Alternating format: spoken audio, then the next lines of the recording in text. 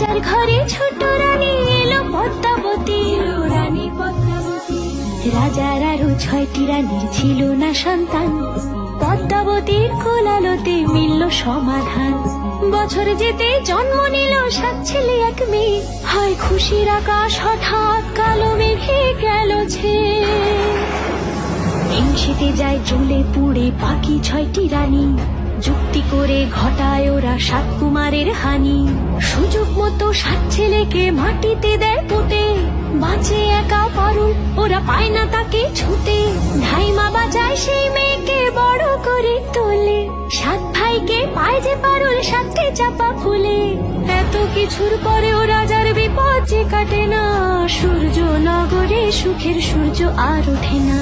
হিংসা বিবাদ বিচ্ছেদ আর প্রেমের কাহিনীতে পারুল বোন কি পারবে 7 ভাই চম্পাকে জাগাতে।